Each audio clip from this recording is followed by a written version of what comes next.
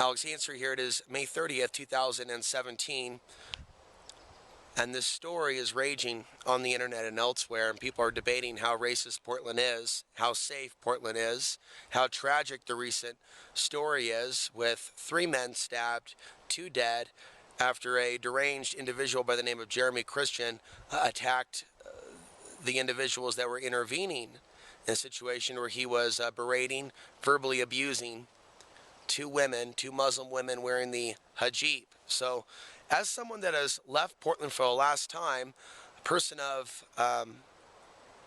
what could be described as Afghani descent on one side and Germanic genes on the other, a lot of people really know nothing about what I am genetically, including myself, especially if they know that Afghan is arbitrary. And as a nation state, it's only a few hundred years old, but the history is rich. And it's beyond the box of Islam as well. This is something that a lot of people in the West don't know. So, I believe that the combination of my genetics has been a contributing factor to some of my outside-the-box theories, and what I would even identify to be extraordinary senses. And I believe that it's made a freak of me in this world, including the Portland culture, much of which has seen me for crazy for years, a lot of it having to do with some of the things that I talk about. Have we not moved closer to World War III? Is there not some sort of social engineering taking place? And I would speculate that some people in the post-Donald Trump selection, as I call it, may be looking at life a little bit differently. But I know what it's like to be judged by the Trump supporters and the Obama supporters. But honestly, this is something that a lot of people don't want to hear. I've seen how people on the left and the right will tolerate a lot of BS from people that look more like them, members of their own tribe. This is not solely a right thing. I came across this tribalism and even what I came to call white woman supremacy, and now it really needs to be echoed because I don't believe that I'm the only one that sees this. As someone that's a man also of Middle Eastern descent, so there you have sex and race right there.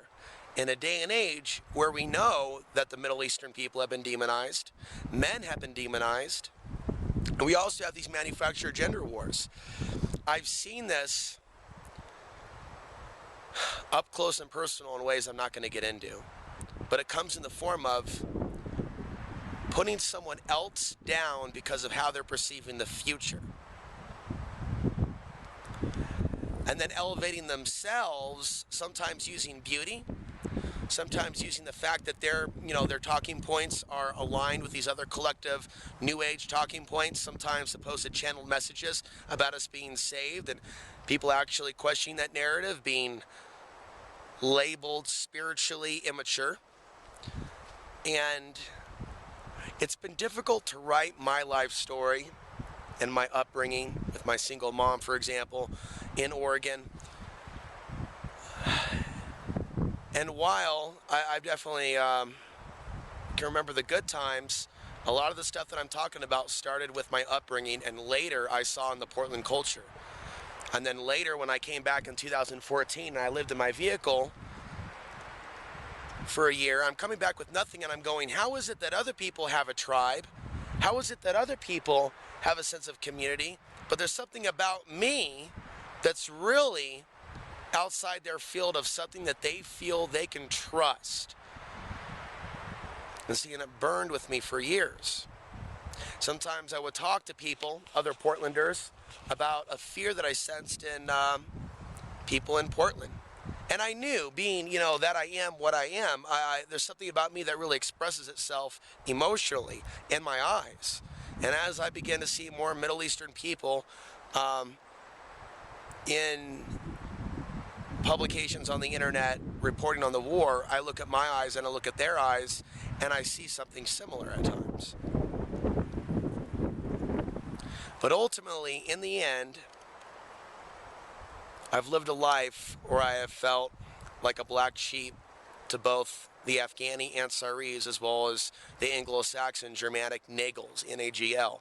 This is in Bill Nagel of Aurora, Oregon. The carpet business still stands today, years after his death.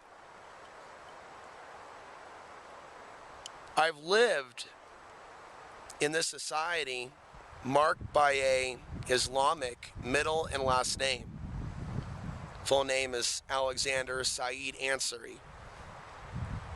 And I've been called a conspiracy theorist by your society, by the town that I was living in, by showing concern even for my own safety in the future, marked in a day and age where we've seen the Nazi Empire, where we've seen so many other things, where we hear about Islamic databases. Well, with my activism being the only person of Afghan blood in the independent media, which no one has taken note of for some reason, I wonder, why is it that this is something not worth taking note of and not like recording in the history books? So I've seen forms of supremacy on the left. When I reference white women supremacy, I'm not discussing all women or all white women, but it does exist. Just like there's a white man supremacy on the right, and there's also a white man supremacy on the left that isn't overt, but it's subtle. And I'll tell you what, you live in a place like Portland, doesn't matter if you were born there, if it becomes a city where a number of people like it because there's more people that look like them. I don't hate people of reddish hair. I think women of reddish hair can be extremely beautiful. That's not what I'm discussing. It's the sense that I felt for years that I was intruding upon other groups and people that felt like and acted like that was their home. But it wasn't really mine. With my eyes that express emotion during that last year of living in my teardrop camper, I felt like I could be perceived easily as a threat if someone identified me to be homeless. And people get programmed subconsciously and they don't realize what's going on. There could be someone that looks like a foreigner who may look upset, but that person may not be a foreigner and may not be a threat, but they may be in pain. Why could they be in pain? Maybe it's because they feel now in the society that they are too different. I've seen how people, especially Portlanders, have tried to convince me that it was all in my head, that I was really gorgeous and good looking. And even if that's the case, and let's discuss that, how do they then say that there is this Islamophobia, that there is this racism? They turn around and go, well, Alex, you look like just a regular white guy. And then I go and I travel the rest of America, and I see how people have been thrown off by my last name. Ansary, huh? And I've seen in certain situations, supermarkets, and other places, meeting someone's eyes who's looking right at me, and there's something about me that it's like telepathy. It's like I can feel what they're thinking. And they're wondering if I'm a foreigner. They're wondering if I'm one of the Syrian immigrants.